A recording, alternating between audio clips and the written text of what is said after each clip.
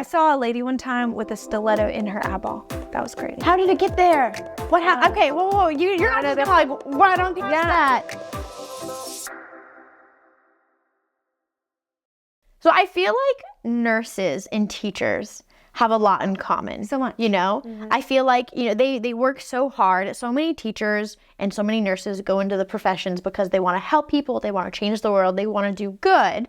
But there's always a few bad eggs that give professionals a bad name who either go in for wrong reasons or just, sometimes are a little mean girl energy. 100%. That's fine. Yes. But then it just kind of, goes to like stereotypes, and then there's so many people out there that don't take what teachers and nurses do seriously, or like, have you had a lot of experience with that? Absolutely. And I think that there's like a stereotype with nurses especially that like mean girls in high school grow up to be nurses. I used to see memes like that. Like, have you checked on your high school bully lately? And what department of nursing is she going into? I don't understand. I totally have seen that like stereotype. Where does that come from? I guess part of it's true. I mean, I guess Is it? I guess that sometimes if any bully's got to grow up to be something. So I guess some of them grow up to be nurses. I haven't personally experienced like bullies that I knew in high school turning out to be nurses, but it has to have some sort of if everyone's talking about it. Yeah. That's so crazy, because like you wouldn't assume that someone who like actually takes joy in being mean to people, why would they want to go and wait on people hand and foot? Like, that makes no sense to me. I wonder if the bad ones get into it because it's almost like a power trip kind of thing. I don't know. But I'm just assuming that because when you're a nurse, you have a lot of autonomy, depending on where you work. And then also you're with people during very vulnerable moments of their life. So I assume that those who get into it for the wrong reasons might get into it for things like money or something like that, because you can make a lot of money in nursing. Did you know that? Yeah. Like travel nursing and stuff. Like wow. You can do a lot with it. So I personally don't see too many people who I really think were high school bullies being, maybe I just got really good coworkers. I don't know. I love that. Yeah. Oh, that's so sweet. I don't see too many of like people that I associate as bullies being nurses, but they are there for sure. In what department? So you're like labor and delivery, right? Labor and delivery. Have you always been labor and delivery? No. Where'd you start? So my nursing journey started as a wee child, actually, because A wee lass. a little baby, because my mom was a nurse. So I kind of grew up around nursing, and my mom actually became a nurse after I was already a thing. Like after I was a child person. Yeah, you were a whole human being. Before my mom decided that she was going to go into nursing. She worked as a manager of Pizza Inn before that. And then went into nursing. And all I remember is like sitting at the kitchen table being like 5 years old. And my mom's like anatomy books. I'm like, what the F is that? Like I remember those moments of like, oh, this is what it means to be a nurse.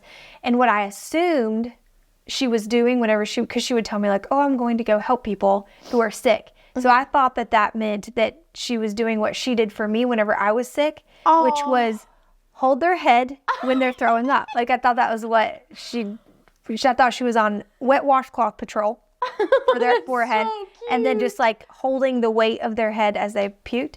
And I was like, that's so nice of her to do that. Yeah, and she's so great. So as I learned more about nursing, I became a volunteer in the hospital where my mom worked. And that was cool, like to be around it, see it. But one thing that I realized was that I was not going to make it in nursing because I was a fainter. Okay. Yes. That's also, yes. Yes, I was 100% a fainting goat.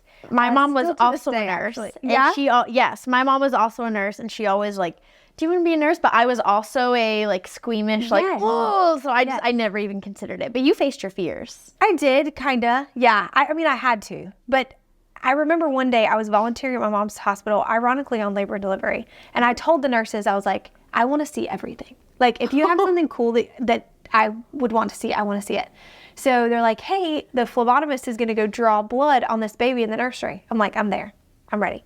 So it was me and this phlebotomist in this nursery on this, hours old baby.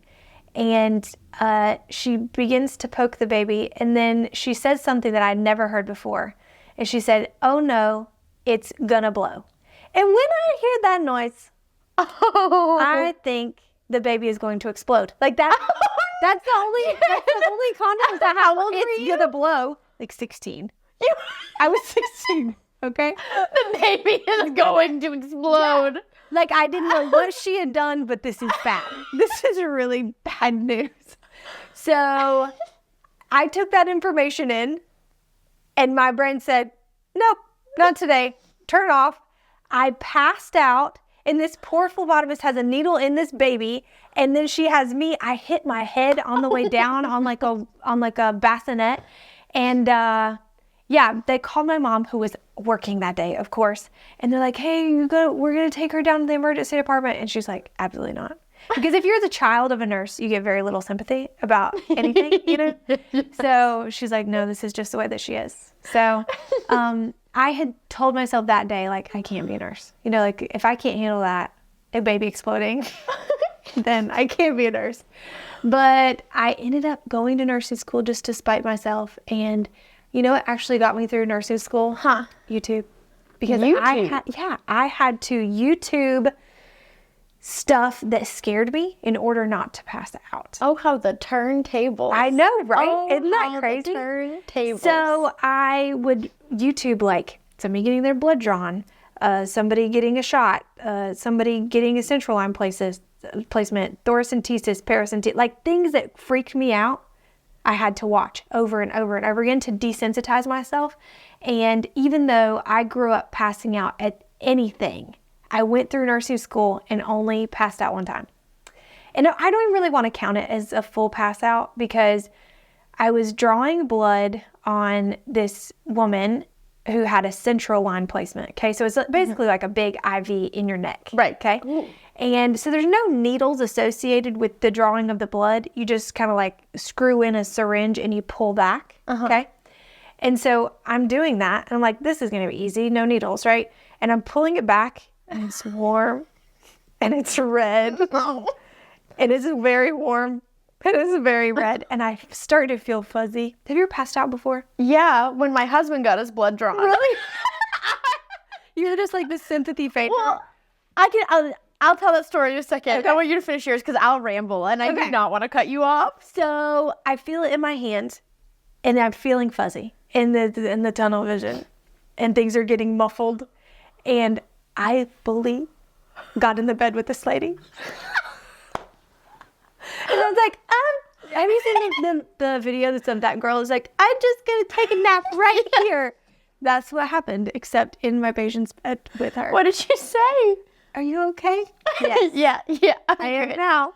Oh, but I didn't fully pass out. I just needed a got moment. Close. Yeah, and I needed a moment, and that was it. See, but you took care of it, and that's why you stopped yourself from blacking out. Yeah. I didn't do that because I tried to play it off. So here's what had happened. You gaslight yourself into thinking that it's not happening. Well, so like, Avery had to get his wisdom teeth out. Okay. Like, this was only a few months ago. Like, this was not a long time really? ago. Okay. This was very recent. I think I like did a video on it and everything.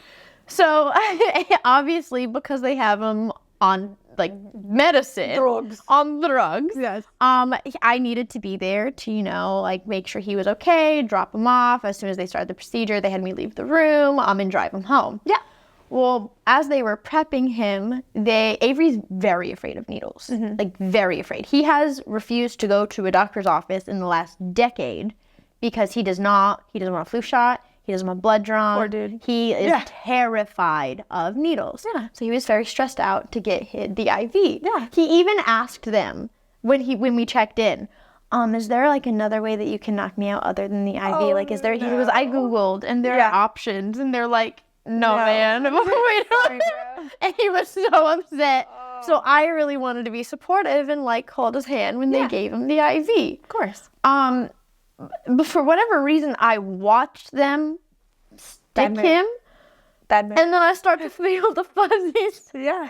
And literally my brain was like, Rebecca, this is not about you. You gotta snap out of it. You gotta get it together. And I just choose to say nothing. And I'm like gaslighting myself. I'm like, you're good, man. You're fine. This is because this is not about you. Yeah. Stop making this about you. And like, I saw Avery's heart rate start going up also, and that also stressed me out. So then my anxiety was increasing, even though I was trying to gaslight myself that it wasn't. Right. So then I just go and I sit down, and I think maybe if I close my eyes for a second, I'll be okay. But then I can just feel myself starting to sway, and then you could just hear the poor nurse goes, "Are you good?" And I was like, yeah, like I tried to say, yeah, but it came out like, yeah. And Avery then tries to start soothing me. And I feel like the worst person in the world because I'm like, oh my God. It could have been like a distraction technique, honestly, because, you know, he focused on you. He did. And then got him through it, maybe. Well, they were like, do we need to get you like any snacks or anything? And I was like, no, I'm good. Is he good? But then like I 100% just blacked out against the wall. And then I came to with like just bottle of water and like Oreos in my face. Yeah. And they're like, please take them. Yeah. And I was like, You're not allowed not to. I'm really sorry. And they're like, it's okay. We have people pass out all the time. And then he kind of paused. He goes, it's usually the patients. But that's just because you're empathetic. That's what I hear. That is the moral of that story. Is you have empathy. Yeah. Well, I think the worst part of the story is that like 5 minutes later, you could hear on the nurse's radio, like, can someone check on that wife in that one patient's room? Like, she was not good. But it's fine. But you made me think of another story. Yeah. Because you said that, you know, when you're the kid of a nurse, you don't really get sympathy. None. And I'll never forget, my mom feels so bad about this still to this day. It's fine. So, when I was in elementary school, I did a lot of competitive cheerleading. I did it from elementary school throughout high school. And I hurt it was like my first injury in cheerleading. And my mom, like no one in my family had ever done a sport like that before. So they didn't really get how serious those kinds of injuries can be. Because you hear like cheerleading and you think the stereotypical like high school, like, you know what I mean? You don't get it until you've done competitive cheerleading. Sure. And so I was like, oh, my ankle really hurts. And she's like, oh, you're fine. And I'm like, walk it off. Mom, it hurts to walk. And she thought that I just wanted to like get crutches to look cool. Yeah, of course. So she found me a walking stick. The least cool thing you could possibly have. And she's like, fine, if it hurts so bad, you can use the walking stick, because she thought I was faking. And I took that thing all day to school because my ankle hurt so bad. And she didn't think it was real.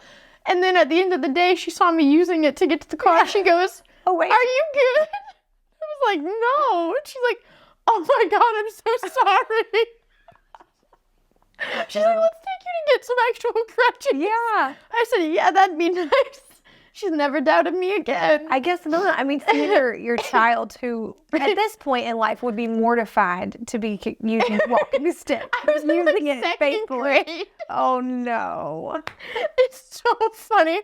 And like when I talk about those things with my mom, she's like, "I'm not. You're gonna make me look like a bad mom." I'm like, "No, it's funny now." Yeah, like, you can look back on it. It's funny. Yeah, she doesn't think it's funny, so it's fine. She doesn't know. Maybe she won't watch this episode. Maybe she will, though. Maybe she'll be all right. She'll roll her eyes at me. I'll give her a big smile. You know, that's how you do when you're a daughter. Exactly. Exactly. Well, was your mom excited when you went into nursing? She was. She was very proud. Oh, yeah, what kind of nursing did she do? She does it's called progressive coronary. Oh. Progressive coronary. It's basically old people with bad hearts. Oh, okay. Yeah. Yeah. So I went into the emergency department first. Oh, yeah. To just kind of continue what I was talking about earlier about how I got to labor and delivery. Yeah. Started out in the emergency department, which is funny to me, being the fainter that I was, to go straight into like the craziest. ER. Yeah. Ooh. I saw a lady one time with a stiletto in her eyeball. That was crazy. How did it get there? What happened? Okay, whoa. You're not just like, why don't you that? No, so I was in nursing school at this point. And I was doing like an internship in the ER. Mm-hmm. I went through something called the critical care certificate program through the school that I was going to. It just gave you like extra critical care hours. Right. So I was working in the emergency department overnight, and this lady came in with a literal stiletto in her eyeball. And her eyeball was like this. And I've never seen anything like that in my life. Okay. I was like, and of course, everybody wants to know how it got there, right? She was eating with her husband, and this lady walked in that nobody knew. Oh, right. Okay. Especially her husband. Yeah, I got that. This lady at all. And she just got attacked by this rando lady that no one knew. So this girl took off her shoe and went into her eyeball. We had to like ship her out and everything. It's making my eyes water. So like, do you know, was she the wife or the other woman? So she was the OG. She's the wife. So the wife got a stiletto to the eyeball. Yes, because somebody that no one knew was jealous. The one that no one knew. Yeah. Yes. Just some crazy off the street. Lady. You know, women are just all crazy. I know. Wild. Wild stuff. We just can't be contained. I know it.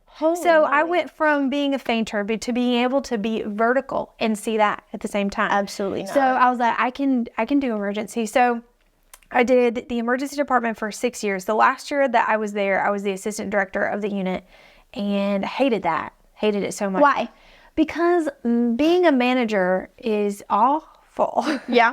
Well, because you have so many different people that you want to make happy, but you are also constrained by upper leadership. And so you have to make really, I don't want to say bad decisions, but decisions that you think are not the best decisions. You have to make those palatable to the people who work for you. And that was really hard to do. And being on call all the time and having to come in when we were short, and also just when grown adults can't get along, that was really hard. You know, I remember one time it was like 3:00 in the morning. I got a phone call that 2 people were arguing, and I'm like, if I get up, it was like being a mom. If I get up there, No. you're not gonna like it. No. Oh my gosh. So there was a night that it was a really, really traumatic night. Like I was working on staff. I was the triage nurse. And what does that mean, triage? So triage is like my hip. Oh gosh. Are you okay? Sorry, I'm old. We're like the same age. How old are you? I'm 27. I'm 33. That's not that far. Years on you. That's not that far. We're like enough the same for my age. hip to hurt. Yeah. So triage is like, it's a French word for to sort. Oh. So if you come into the emergency department, if you walk in, you're going to see a triage nurse, and that triage nurse is going to say, I think you are more sick or less sick than other people. Okay. And then that's how you kind of go back. It's not first come, first serve. It's worst come, first serve. Yeah. Got it. That makes sense. So I was working in triage one night, and there was an 8-hour wait. Wow. That's just to go to a room to see a doctor. Okay. That's not to see a doctor. That's like you come in, you see me, and then you get put back outside in the lobby, and then you wait for 8 hours. It was awful. It was like during flu season, Christmas time. It was crazy. And then there were some really traumatic things that came in that night, and I had never had a problem with anxiety or anything. I've had a full-blown panic attack. Really? Because people see you as like the face of the wait. Right? Oh, like you're the reason that I'm not being seen immediately kind of thing, even though there's nowhere to put you. You know, I'm doing the best that I can. And I had a full-blown panic attack in somebody's room. Like I was triaging them and just like, it just came over me like, and it makes you feel like you're dying. But they called what we called the administrative coordinator down. So this is the person on any given shift who's like in charge over the hospital. And I couldn't even leave because there was no one to replace me. And so I waited 1 hour and a half, 2 hours for someone from another hospital to come and replace me. There was no work being done in that time. I mean, at least on my end, I was so beside myself. And that weekend, I got on the jobs page and I was like, anything else. Literally anything else. Oh. And so I found a weekend option position for labor and delivery. And I was like, I remember that being a very wet place, but I might be able to try it. So then I shadowed, and then the next week I had the job. And it was just like a weight being lifted off of you, because most people, I'm going to say everyone who comes in the emergency department is not happy to be there. Right. And to the contrary, most people who come into labor and delivery are happy to be there. Of course, there's really like awful things that happen. Bad circumstances, yeah. But 95% of all situations are like a pleasant, happy thing. So it was a big change. I get called way less on labor and delivery. That's so funny because my mom actually hated her labor and like when she was in labor and delivery, she hated it. Really? She could not stay. Like she wanted out. Yeah. Because my mom Was it because it was wet? It was very No, wet. my mom is not. She's not squeamish. Yeah. The slightest bit. Like she can't deal with the sad circumstances. Yeah. Like even though That's really there's hard. like percentage wise, there's less of them, but she just couldn't. So Yeah. instead, They're she moved- devastating. Yes. So I'll actually go into like why she now does what she does. Yeah. So my mom moved to lactation consulting. Wonderful. That's her favorite thing to be because it's people who are in good spots who like just want to do the best for their baby and just need a little help doing it. And that's her favorite, to be that support there and to be that help. And today her ground rule is she doesn't care who, what, when, like doesn't ask for money, nothing. Anyone who needs lactation consulting, like she's there, doesn't matter what time, doesn't matter anything, because she said this is the one story from her days as a nurse that has always followed her. That she was working, she was very young. I was just born. So this was like one of the first few times she was away from me for the first time. And a teenager walks up to her in the middle of the hospital with a bundle in her arms. She said, "Are you a nurse at this hospital?" And my mom said, "Yeah." And she hands her baby and says, "I need to return this." Return. Oh, no. And she said the girl looked like she was a teenager, a young teenager. Yeah. And my mom just stopped in her tracks and she's like, "Well, hold on. Yeah. What's going on?" And the girl told my mom that her parents disowned her for becoming a teen mom. And she was couch surfing on her friend's couch, like anyone that would take her in. But the baby would not stop crying, and she was getting kicked out of those places also. And she's like, "I do not have the resources. I don't have a place to go. Yeah. I can't take care of this baby." And my mom is like panicking. Well, what do you do? So she called the doctor that was on call, the family doctor that was around, and someone come, please. And doctor took a look, and the baby and mom both had thrush. Which I guess is like a rash. Kind of thing. Yeah. She was like trying to explain it to me on the phone. It's itchy, painful, just not fun. Yeah. So she had it and the baby had it. And so the doctor was like, "Oh, maybe we can fix this. Maybe the baby won't cry as much. It's still a newborn. Yeah. So it's going to like let you know when it's hungry and when it needs a diaper change and things like that. But maybe this will Help. a little bit." And so, did what they could, got her a prescription, got her the medication that she needed, and just kind of sent her home, hoping to goodness that it made a difference. But my mom said she was just so haunted, and that she, who was struggling to be at work because she was away from her baby for the first time, could not even imagine the anguish in this mom's heart because she felt like she had no other options but to give her baby back. up. And so she said that from then on, like, she didn't care. She doesn't care who it was, what time it was. Any time she hears someone is like pregnant, the first thing she says is, "Hey, if you need lactation consulting, you call me. I don't care what time it is. I'll sit on FaceTime with you." Like, that's always her go-to. Yeah. And she's very passionate about that. And she doesn't work in the hospital anymore. Her knees are really bad. Like, she can't walk around all day. But she does like data entries for medical and like just hospital things. But she will always make time for lactation consulting. She sounds like such a sweet lady. She's the one that's like, "Hey, next time when Jen comes to your house, I want to come say hi, but she's busy today." That's awesome. She's great. But that's what your thing made me think of, because like it's so I feel like nursing is also like teaching in that, every teacher is either meant for elementary or meant for middle or high school or meant for math or science or social studies. And I feel like it's the same way with like nursing departments. So true. Yeah. What a good analogy. I mean, it's so like they're very, very similar. Yeah. Because my mom could never do labor. Like she would never. And I am also the same way with what she does. No, thank you. Like any kind of, it's called med surge, which is just like adult sick people. Oof. It's not, no. Do you feel like within the nursing realm, like within departments at hospitals, do you feel like there's like cattiness or bullying between like nurses within the departments or between departments? Like, do you see issues like that at all? For sure. And all of it comes from perspective, right?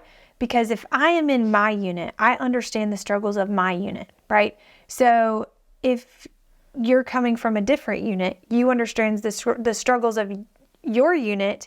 And if my unit is causing you extra struggle, we're not going to get along. So for instance, like if we have no other nurses to take any other patients, we may have empty rooms, but all of our nurses have patients were doubled up, like we can't take anymore. It puts a strain on like our OB emergency department, who's now having to hold those patients who would be coming up, you know, so it puts a strain on them. Or like if we are, as labor and delivery, are needing to take a patient up to mother baby, but their nurse is not available, you know, then it puts a strain on. So it just comes from the perspective of like, not my problems are the most important, but my problems are the most important, right? Like I don't understand your workflow and your workflow is impeding my workflow. So like, I feel like that there can be some not happy times with those. But I think most of all, if I am thinking about like bullying in nursing, it really, I see it as being like nurses eating their young. Teachers have the same issues. Okay, really? tell me more about this. Okay, so yeah. When I was in nursing school, okay, I got to see that firsthand. So I always tell the story and people are just like, what? That I got tricked into performing CPR on a patient that did not want that for themselves. What? Yeah, they had no family. And did they have a DNR? Yes, they did. I watched Grey's Anatomy. Yes, DNRs do not resuscitate. So they had one of those, and I was working on this unit who was a very, very, very, very small unit. And already, like, the culture of that unit was, we don't like nursing students. That was just, like, the culture. Oh, that's so mean. Yeah, so instead of, like, me learning anything, which is fine, whatever, instead of me learning anything, they would give me a book of cardiac rhythm strips and just sit me in another room with calipers and just have me write out like for 12 hours. Like that's what I would do. Oh my gosh. So one day we were getting a patient and they were coming up from the emergency department and they said, hey, just go in there and get him started, which means like hook him up to the monitor, make sure that, you know, you clean him off, whatever needed to happen as the admission stuff. That was what I was going to go do. So I went in there and I was like, hey, Mr. So-and-so, and he's not talking to me. And I put him on the monitor and he's not like responding to me. And I see his like heart rate go from like normal to slowing down to like 30 to like 20. And I'm like calling out for help and no one is coming. And then when he eventually, his heart stopped, like I started CPR and I'm like yelling out, please somebody come help me. And I hear giggling. No. Oh my God. Giggling. And I thought like, am I being punked? And I really was. I was really being punked. Like they, so it wasn't very long that I was doing it, probably a minute or so. And I felt like hot tears. You know, whenever you get like so worked up. So angry. Yeah. And I felt like the tears coming and somebody stuck their head and was like, he's a DNR dummy. And this man had no family and they just thought that this would be like a funny way to haze me or whatever. That's so mean. That's also like, isn't that illegal to try and resuscitate? Yeah. Mm-hmm. And so they lost their ability to have students after that. I don't think that was really anything that they were mad about. But I left that day thinking, I don't want to be a nurse anymore. And then I was driving home and I was like, no. I want to be a nurse. I just don't want to be that nurse. Yeah. You know? So Yes. from then on, even as just a little wee student, I was like, whatever nurse I am, I'm going to be a good preceptor. Like, I want to have nursing students be excited to be there and not leave with these traumatic events. But I think that in nursing, and it may be the same in teaching, that we recycle our trauma almost like a family would, right? Like, if someone is abused growing up, they're more likely to perpetuate that cycle of violence. So if I went through what I went through as a student nurse, and you're coming up through the ranks, you have to prove to me that you're strong enough to handle what I went through in order to be considered like in the same club. I think it's a little different in teaching in that, like, and it sounds so weird. Yeah. But you know, there's this stereotype of like that new young teacher. You know what I mean? And that's the cool teacher and blah, blah, blah. And I think when it comes to teaching, I think that a lot of people, especially women, have issues with getting older. And I think this realization that you aren't that new young teacher anymore, that is what I think really is the problem within teaching. And I think there's also this idea that, like, yes, veteran teachers are going to have more experience and more knowledge and like understands things that younger teachers wouldn't understand. But that doesn't mean that younger teachers don't have good ideas, right, and don't have good, new, fresher perspectives and don't understand newer technology and aren't a little bit more connected to this generation of kids, you know? And I think that sometimes older teachers forget that. And not always. Like, I in my experience teaching, like, I met some teachers who were amazing mentors, who I looked up to so wholeheartedly, who were just amazing human beings and who I strive to be like if I stayed in teaching, which I did not, but neither did they, so it's fine. But I also definitely, you know, I talked about this in a previous episode, that when I started in my department, I was pulled aside by the next oldest woman and told, I'm just letting you know, these veteran teachers will make fun of you and will be mean to you because I was their little guinea pig before. That's terrible. So sorry, I wish I could help you, but I couldn't even help myself. Kind of thing. I think also, and I feel like there's going to be similarities in this, is that newer nurses and probably newer teachers are not going to put up with the level of abuse from the system.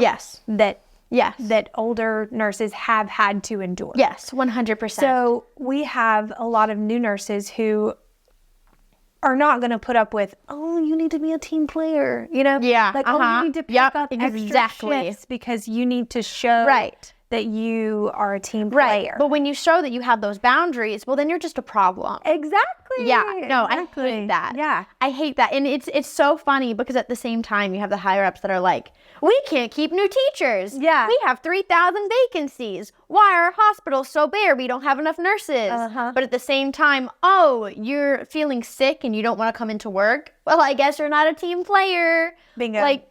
Absolutely. It's wild. And so I think that we need boundaries in order to change the system. If we don't have people who are willing to say, no, we're going to continue to perpetuate the problems in our industry. I don't know if I ever said this on the podcast before. I might have. It's very possible. Because like the issues from like my last school, it's not a secret. I'll tell the whole world. We once got an email from our principal that basically said, like, we have too many teachers that are getting sick and calling out. You need to stop using your sick days. Quit it.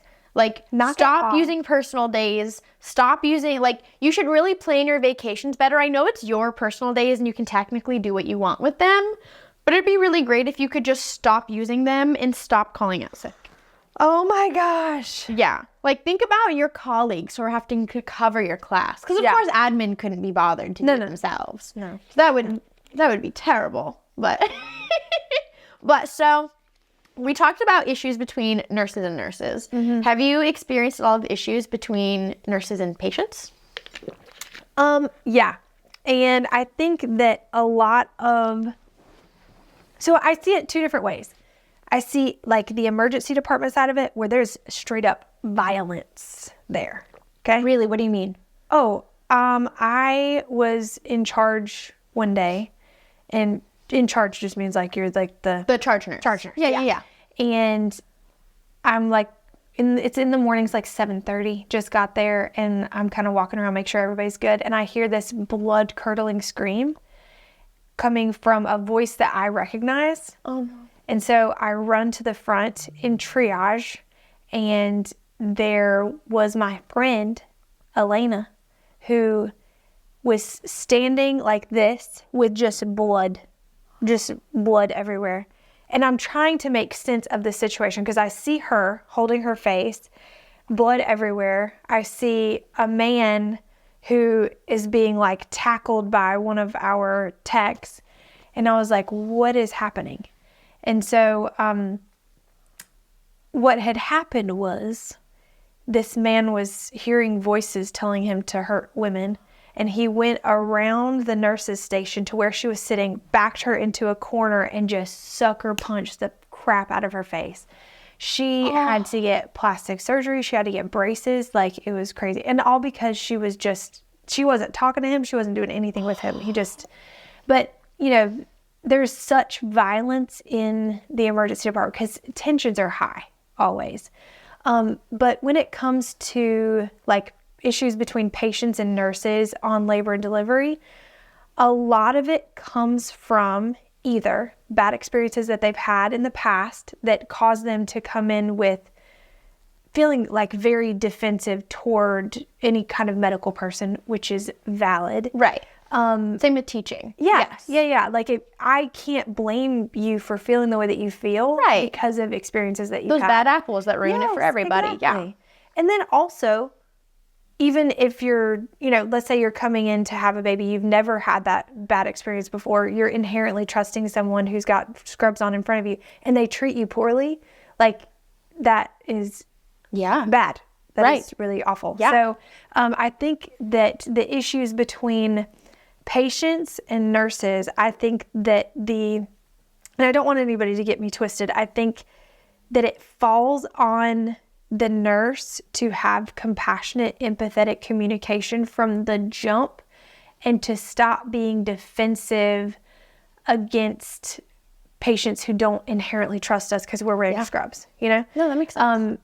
I have to show up every day as the best version of myself, regardless of how I feel about any kind of situation, in order to create a safe space where patients feel that they can trust me. In nursing, especially now, or just in obstetrics in general, Black women have the highest maternal mortality and morbidity rate. And so I don't expect a Black woman to come in and say, oh, a white nurse is in scrubs and I am going to trust her because she is here. Absolutely. I want her to be suspicious of me, honestly. Like, I want to have to prove to you that I am a trustworthy person before you should trust me.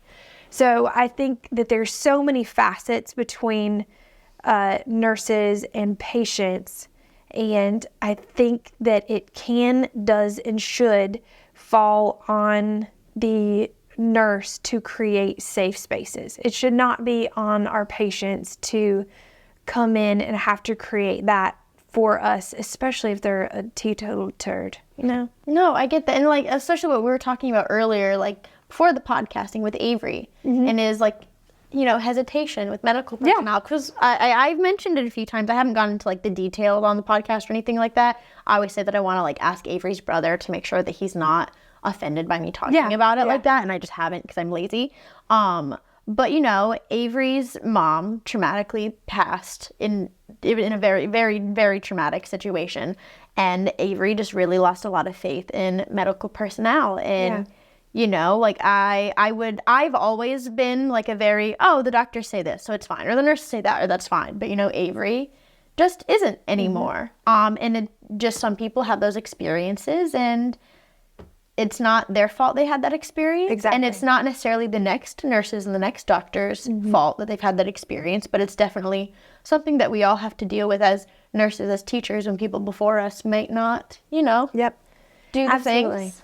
Absolutely. And I think that knowing that someone has had a traumatic experience in the past only helps me to be more empathetic to their perspective. Yeah, you know? absolutely. And it's why I don't get mad or defensive when somebody is refusing something that I recommend, or they are really standoffish, or they're not like kikiing with me. I don't get offended by that or defensive towards that, because I just haven't proven myself trustworthy yet, and that's okay. I once had a dad of a student. I don't think I've ever told. I don't know if I've even told the story on social media before, but this was maybe right, like, I think this was the year after COVID started. So like COVID started in March, and this was the next school year. Because I remember like being at home, and I already had a bunch of like online lessons done already,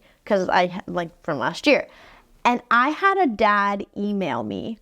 Just first interaction with him that I ever had, like a few days before school started, this long paragraph about how, just letting you know, I'm so-and-so's father, and I already don't trust you, and blah, blah, blah, blah, and you have to put every lesson you put in front of these kids, you have to give to me first. I have to check it. I have to make sure that it's appropriate for these kids, because I saw what you teachers were putting out last spring. Mind you, it was at a completely different school, because she was a freshman with me, so he's talking about the middle school. And I saw that you guys completely skipped, I saw the propaganda that I saw that you guys twisted World War II and like looked at different perspectives and are trying to teach un-American ideals and things like that. So sorry, but you now have to deal with the consequences of the last teachers, and I have to approve of every lesson before you give it to these kids, at least my kid.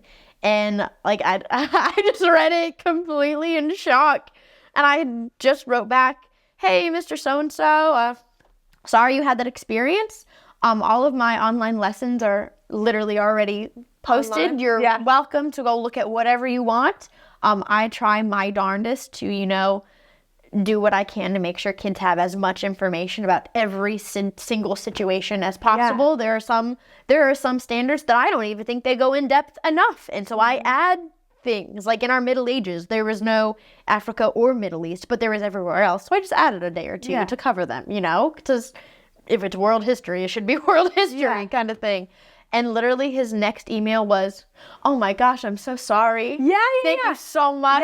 I'm noticing I came on a little strong, and I appreciate this, and I'm watching your stuff." And like, I didn't do social media yet or anything like that, but I was making, I made like little Bitmoji videos for each history lesson, because I had kids who could not get online during class. So I was trying to find lessons that kids who either didn't have internet access or only had so many devices that they had shared with siblings that they could all access at the same time. So I made them. One took me 18 hours. It was off. That's how I now know how to edit things.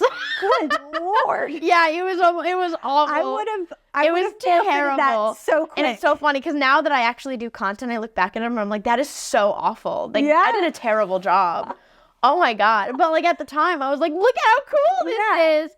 But long story short, I totally relate to the whole like previous bad experience. Yes. And it's unfair. But someone did send me a story of a time that her labor and delivery nurse 100% had her back. Wonderful. And it was so, oh my gosh. I love to hear I can't even like, so this mama was given birth, obviously, labor and delivery.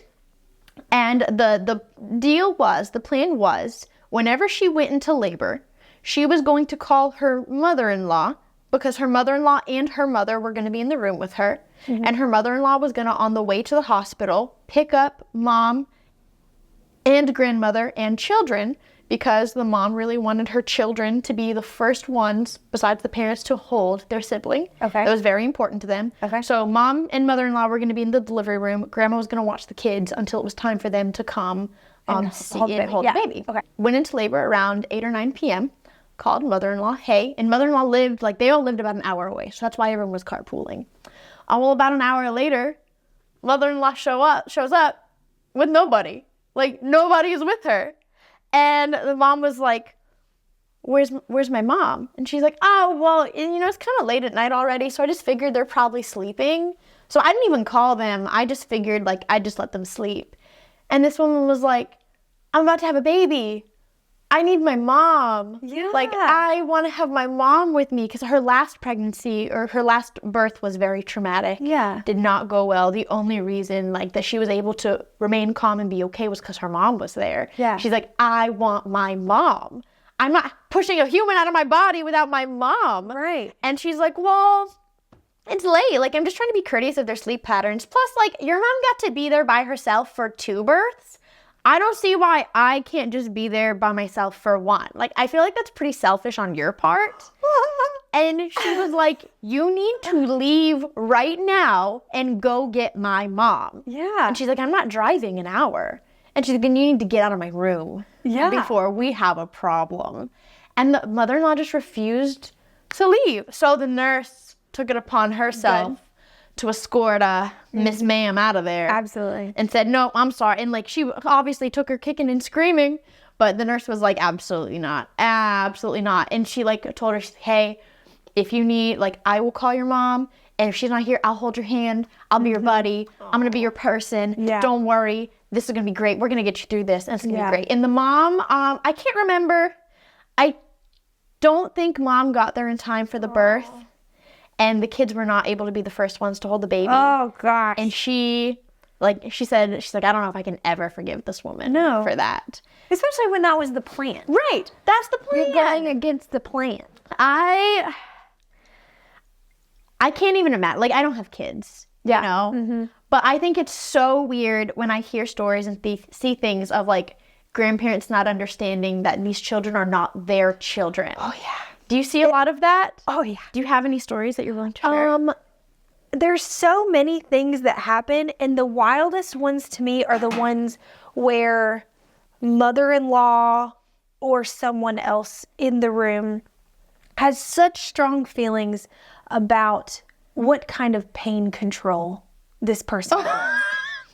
I would like to see someone tell me. Oh, shoot. My Lord. I had a girl one time who, she wanted a home birth, okay? This is her first baby, and she had been in, like, this prodromal labor, just like early labor at home for 3 days. Water broke, everything, 3 days. Holy moly. But nothing was really happening other than just suffering. Right. So she came to the hospital and was wanting an epidural. I got you, girl. Yeah, immediately. Absolutely. I will hook you up. So her mother, this was her mother. I remember it. It was her mom, was like, absolutely not.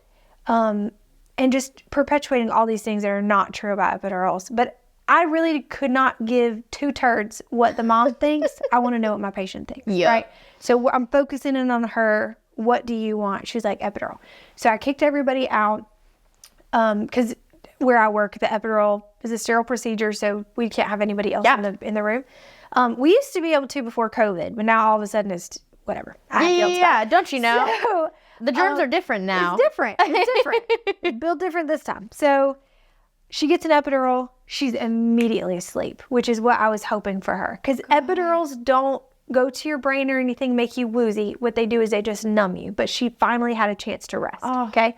So I go in there, and the mom, like, comes up to me, like, all in a panic, and she's like, I need to know what to do after this. And I'm like, what? I don't know I don't understand the question. And she's like, no, how do I detox her from this? And I was like, what are you talking about? And she's like, the epidural, where does it go? And I explained that, like, okay, below your spinal cord, there's 2 different areas. The epidural space is around that area. Like, and I explained where the epidural goes, and she's like, no. What chakra is it in? And I was like, oh no. I don't know. I don't know. And she was like, point here. And where is it? And so I point to, like, where an epidural goes. She's like, it's in her heart. And I was like, I just want to be clear. Oh no. There's no epidural medicine in her heart. I just want to be clear about that. She's like, no, it must clear from the heart chakra. And I'm like, okay. But she gave her such crap about getting an epidural the whole time. That's so, And I'm like, you didn't go through what she went through. Everybody has a different experience. And maybe if you went through an unmedicated birth, cool deal, whatever, woo-woo, this is not her experience. So GTFO and hush your mouth. I'm a person that, like, I do not care what you think, what you believe. Like, you do what makes you happy. Like, I want you to live your best life. I have issues the moment you try to give someone crap for living differently, or give someone crap for not changing the things that they need or want to do to fit, like, To impose their feelings. Yes, like that, I can't do that. Like, I understand that there are, as a teacher, I understand that there are some kids that would come to school and they didn't have the COVID vaccine. And, like, that's fine. Whatever. You do you. You aren't a vaccine person? Okay, that's not my business. Yeah. But, like, don't give other kids crap for getting it. Right. That's gross. That's, mind your business. Yes. Yeah. I can't do that. And when you have, like, if I have a patient who comes in and says, either one, I'd want an epidural, I don't want an epidural. I say the same thing to everybody. I will be your fairy drug mother if you need me to be, and I will be your biggest cheerleader if not. Like, I want what you want. Yes. And so if your dream is an unmedicated birth, we will unmedicated birth it up. And if your dream is to not feel as little as possible, I got you, But, like, when people come in telling, oh my gosh, there's so many things that have happened, but one of my friend's sisters, she just had a baby a year or two ago. I actually don't remember how old she is. Oh, but she was just telling me this the other day, how this was her first birth and she wanted to be all drugged up. Like, give me everything. Yeah. Yes. And so she said that her epidural was so good. It was so great. She felt nothing. And she was just pushing and pushing and pushing, that she was in Delulu land, right? She's like, I didn't have any conscious, like, notion of time. I didn't know anything. I was just like, yeah, let's do this thing. Let's have a baby. And she, like, genuinely thought in her little Delulu mind that she was, like, moving it along and we were at a good pace and things were going. It wasn't. So she pushed for 6 hours. oh my God. And then after 6 hours, they were like, or they looked over, they're like, hey, mama. And she really thought they were about to say, yeah, we're almost done. Time to have a baby. And they said, we're not making no progress. You want to do a C-section? And she's like, no, I'm good. I'm feeling it. They're like, are you sure? She's like, yeah. So, then the drugs start wearing off. Yeah. And she's like, oh my God. Yes. Cut me open and get this thing out. Having a C-section. She got a C-section, but because she apparently pushed for 6 hours straight, she temporarily paralyzed herself. And could not. I didn't even know that was possible. Yeah.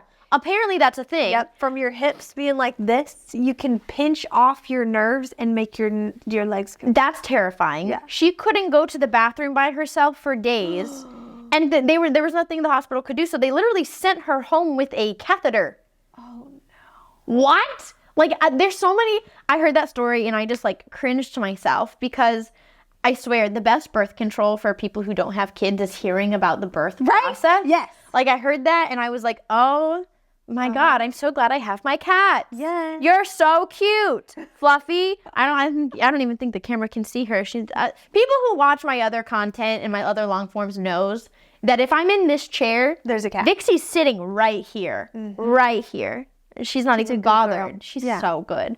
But I want to know, like, what are some other misconceptions about the birth and the labor process? Like, there are so many things. Like, apparently, sorry for everyone who's squeamish, but, like, you poop yourself? You can definitely do that. How often do you, like, there's so much, I need to know all the things. Yeah, What are okay. things that people don't realize? So you can definitely poop yourself. I like to blame anything like unpleasant noises, smells, etc.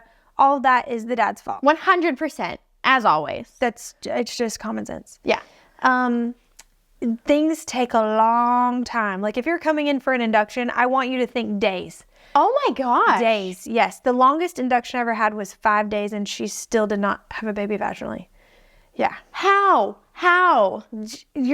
Whenever we induce you, we're talking your body into doing something that it isn't ready to do yet. And I don't know about you, but if somebody's trying to talk you into something you don't want to do, it can take a lot of convincing. So, yeah, sometimes it just doesn't get there. I just got a shiver. Yeah. Sometimes it just doesn't happen. It hurts more than you think it's going to, probably. Oh, And that says so honestly, much. There's so many people that do like prep before the birth, which we love. We love it if you come in with that you've done like childbirth classes, you kind of get the feeling of knowing kind of what's going to happen. So things aren't really a surprise. But I find that the people who are the most prepared are the people who prepared mentally for the marathon that they're about to go through. So instead of learning like, that doesn't take your pain away at all. Yeah. It's more preparing your brain to endure a lot in short bursts. Okay. Right? So people who, like if you hold an ice cube for a minute, like being able to transport yourself in your brain to a place where you can handle that, and then you take like a minute off and you try it again. Things like doing that wall helps sits. birth? Yeah, it helps you mentally to prepare for like, because the contractions only last for about, I'm going to say about, because every contraction is different, about a minute. So if you can get through a contraction, you get a break in between. So if you can get your mind to be able to accept that amount of pain without losing your mind, chances are you're going to be able to tolerate things a little bit better. Wow. Yeah. Okay, what other tips? Some other tips, distraction is good. So you can like squeeze a comb. So like the teeth of the comb digging into your palms is helpful. If you're thinking about doing pain control type stuff, I wouldn't blow your load. That's okay. I wouldn't blow your load too quickly. Yeah. So if you're going in, I wouldn't get an epidural if you're closed, like if your cervix is closed, because being up and moving around is so helpful. And if you get one really, really quickly, not going to say that you can't have a baby vaginally, but it can be a little bit trickier on you. And at least where I work, we offer 3 options for pain control. And I would put them in order of how well they work, least effective to most effective. First is laughing gas. Second is IV pain medicine. And then third is epidural. If you are going to go like IV pain medicine route, and then you're like, man, this isn't what I thought it would be, I want to do something different, don't go down. And don't go down the ladder. Yeah, that makes no sense. Because do people do that? Yeah, because they think that it's going to Just a little bit more. or at least something different, right? But the thing about like laughing gas, it doesn't take your brain away, and it definitely will not make you laugh. You will not be laughing at all. It makes you feel like you're hurting in outer space, which if you are wanting to go without an epidural can be helpful because it can distract you and help you to cope with the pain that you're feeling.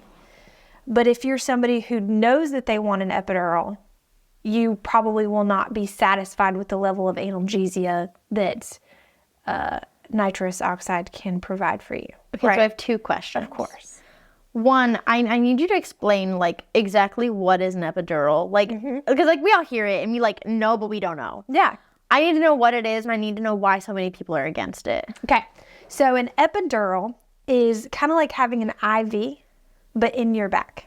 Is in your spine? It goes through your vertebrae. So, okay, I'm going to use my finger. Okay. Let's say that this is your spinal cord. Okay. Your spinal cord ends, and it ends above where an epidural goes. So there's a lot of people who think it's going into my spinal cord, and that's why they're afraid of it for things like being paralyzed, stuff like that. The chances of you being paralyzed from an epidural are the same as you dying in a plane crash on a commercial airline. Okay? So you can still be afraid of that happening, right? Like every time I go on an airplane, I think I'm going to die. And that is a totally normal thing to think. But when we're looking at the chances of that happening, you'd have to really, really, really, really, really screw up in order to have an epidural that paralyzes someone. Okay. But it can be scary to think about a needle going back there. Okay. Right. So your spinal cord ends, okay? But your spinal cord is surrounded by two things, right? So there is the intrathecal space, which surrounds it, which is where your cerebrospinal fluid lives, okay? Okay. So it's like, if you ever heard of the term spinal tap?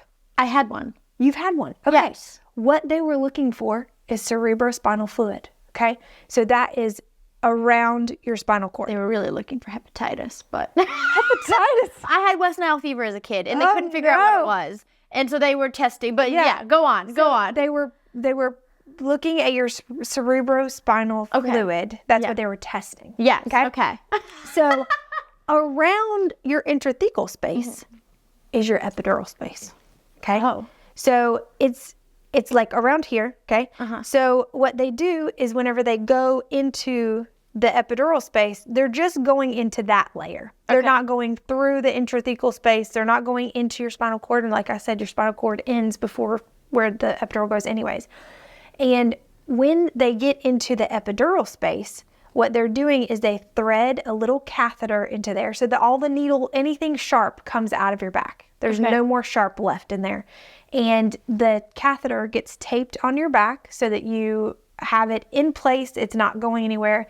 And then they hook up that catheter to a bag of medicine. And that bag of medicine will go continuously throughout your labor until we turn it off or it comes out. Right? Okay. There are a lot of people who are against it for not being able to get up and move around, which is a valid reason to not want it. Some people are afraid of feeling claustrophobic, right? Like if they can't get up and move around, they can't run away, and sometimes people have issues with that. There's a lot of people who are afraid of it causing chronic back pain. And the thing that people need to know about, say, like I've heard people say, oh, my epidural caused me a lot of back pain. That would be like saying that your shoulder got dislocated, okay, and you went to the emergency department, and your arm still hurts from the IV.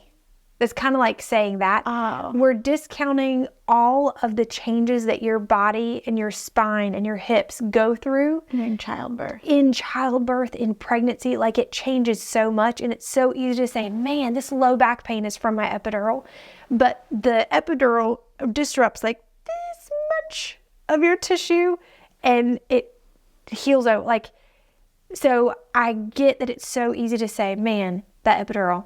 But you forget all the stuff that your body goes through. They even did studies between people who did not have an epidural, people who did have an epidural, and they found that there was either no difference whatsoever in the incidence of chronic back pain, or in some groups that the incidence of chronic back pain was actually higher in the unmedicated group.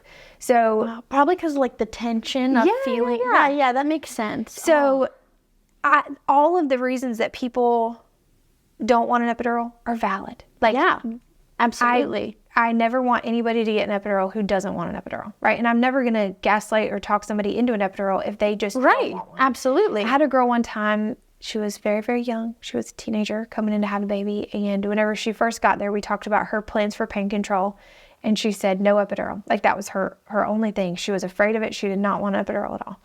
So I supported her in that, offered her everything else that I could. We did position changes, breathe it, but you can only do so much with that.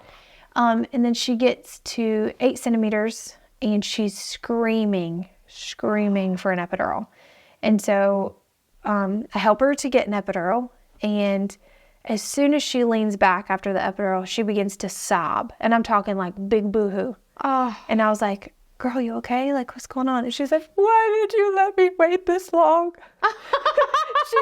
She thought that I should have like made her get that epidural because she was afraid of it. Oh. And well, I feel like when it comes to medicine, people who aren't in the medical field, and not everybody, but most people who are not in the medical field don't understand so much of it. Because like I genuinely, like from just the way that people spoke about epidurals, I literally thought it was something like, I don't know what I thought, and it sounds really stupid saying it out loud, but I'm thinking of like a tube you just like put in there, and it is, but it isn't. You know what I mean? Like I'm thinking of like a big thing. Oh no. Like the size of like half a cucumber or something. That and I'm thinking like, oh my God, because you know one of my best friends had a baby a year or two ago, and like she was talking about, oh, the epidural fell out, and I'm like, how big does it have to be? Oh my God. Right. So like, I don't know, and I feel like those of us not in the medical field who just don't understand. Yep. It can be, people are naturally scared of things they don't understand. Exactly. And sometimes we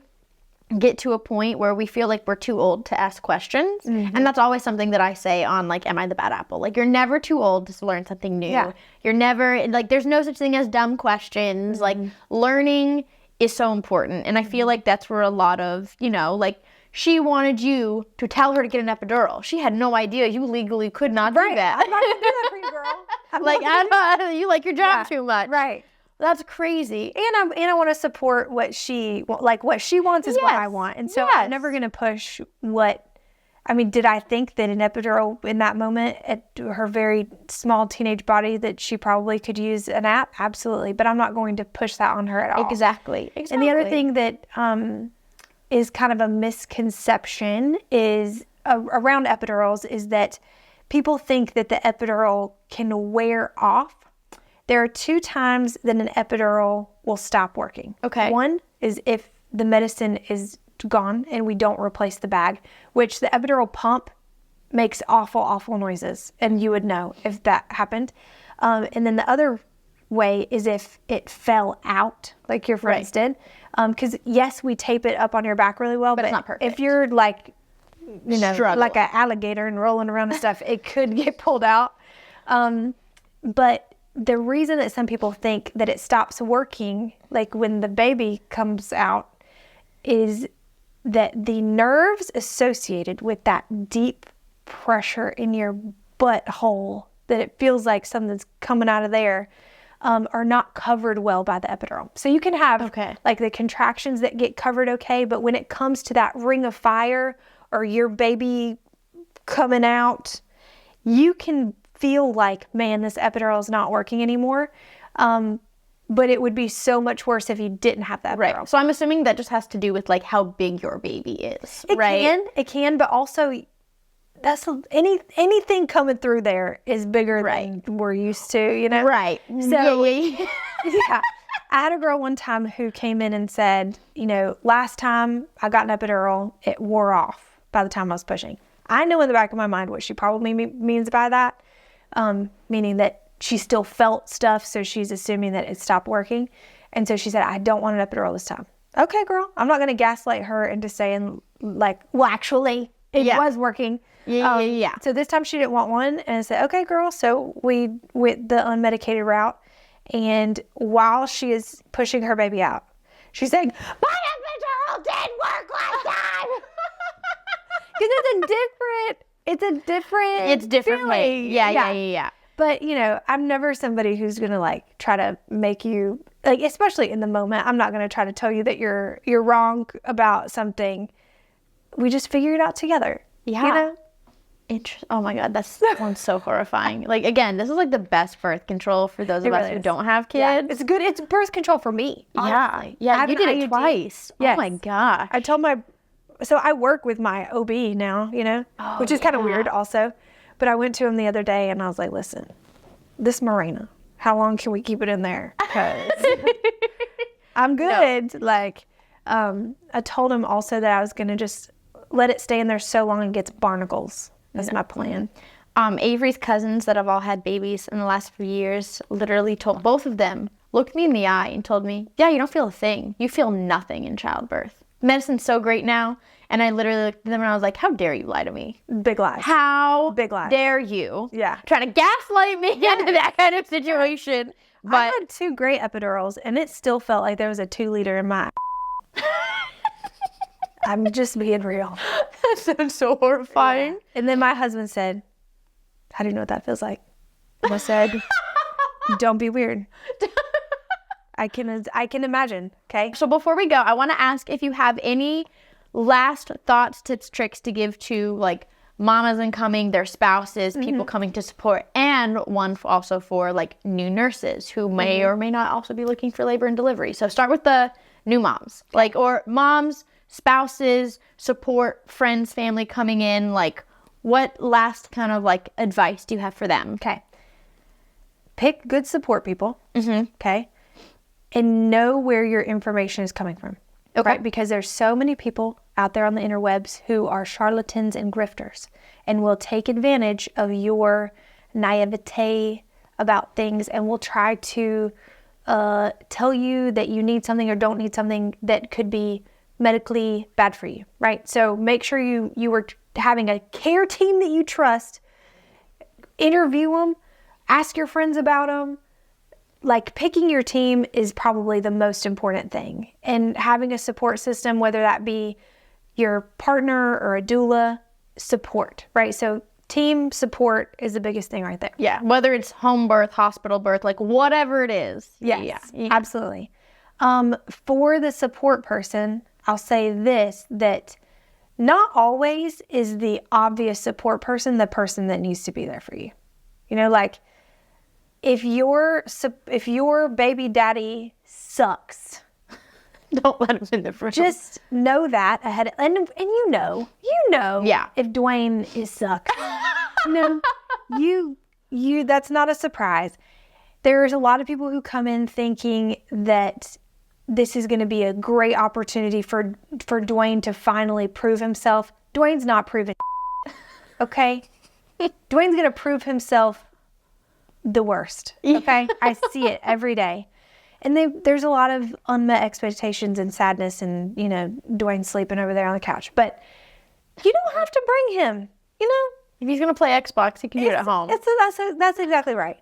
So pick your people wisely. And it doesn't always have to be the kind of person that or like the person that everyone else thinks it should be. Yeah. And I always say, if you're unsure, however your partner treats you when you are sick is how they will treat you in labor.